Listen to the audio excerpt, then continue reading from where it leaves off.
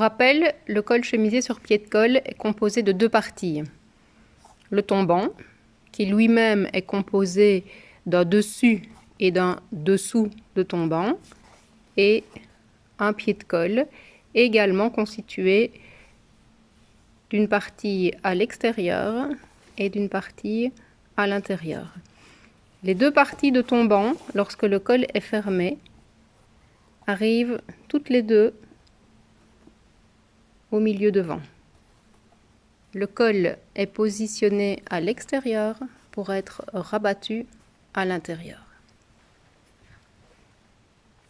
Nous avons les rectangles des pieds de colle. Gabarit à contourner une fois que les rectangles ont été thermocollés. Indiquez les repères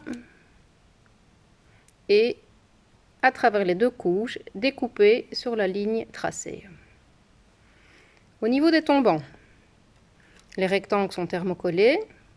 Positionnez le gabarit de base. Attention, les valeurs de couture ne sont pas comprises.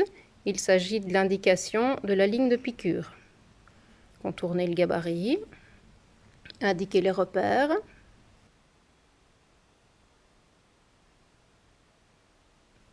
Nous sommes ici avec l'indication de la pointe à reporter sur le tissu pour ne pas confondre le côté supérieur et le côté inférieur. Les deux rectangles sont superposés, il y a donc deux couches, une au-dessus de l'autre, endroit sur endroit. Et l'opération suivante consiste à piquer sur les pointillés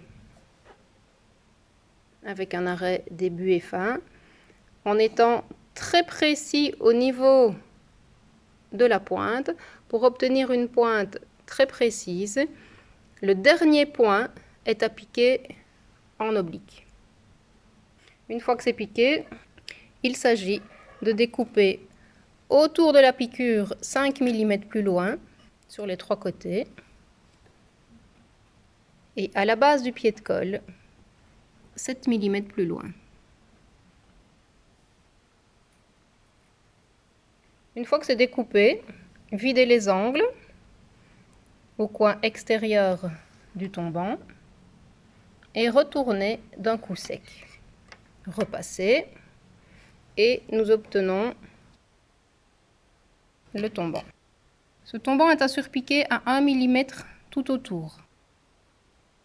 On peut également surpiquer son ouverture afin d'éviter que les deux parties qui restent actuellement ouvertes ne bougent. Au niveau du pied de colle, nous avons deux pieds de colle qui sont tous les deux thermocollés. Prendre un seul pied de colle et replier 1 cm de valeur de couture, côté intérieur, et côté extérieur surpiqué à 7 mm. Pour l'autre partie du pied de colle, on n'y fait rien. On va maintenant prendre un pied de colle et le pré-piquer avec le tombant, en faisant correspondre les milieux dos au niveau du cran et les milieux devant. Pour rappel, la pointe du tombant s'arrête au milieu devant. Pré-piquer ces deux parties à 5 mm.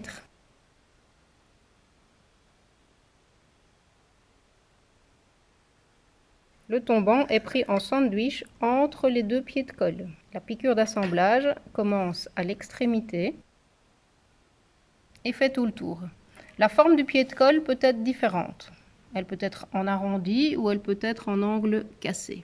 Lorsque c'est piqué, résultat final, le tombant est pris en sandwich entre les deux couches de pied de colle.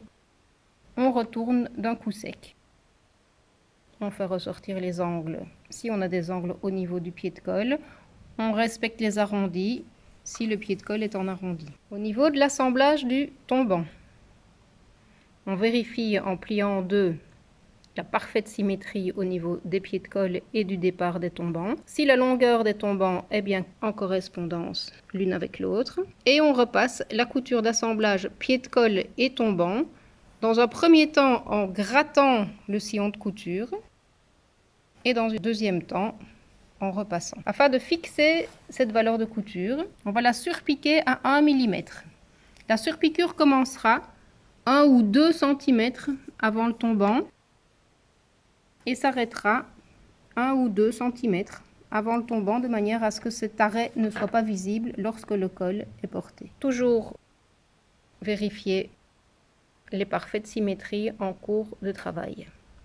La préparation du col est terminée. On va procéder à la pose sur le vêtement. Ce col doit se poser sur l'extérieur en faisant bien correspondre les bords d'ouverture, c'est-à-dire le côté de la parmenture vêtement et le côté replié du pied de col.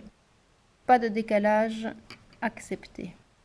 Faire correspondre l'écran d'épaule, les milieux dos et piquer à la valeur de couture prévue, c'est-à-dire 1 cm. Lorsque l'opération est faite, vérifiez que la piqûre effectuée arrive juste au bord de la partie repliée du pied de col.